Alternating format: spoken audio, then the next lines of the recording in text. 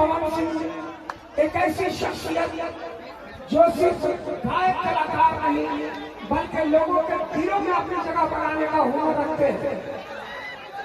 माननीय Pawan Singh ji man of the series mister Badal ने जीते हैं दोनों पुरस्कार।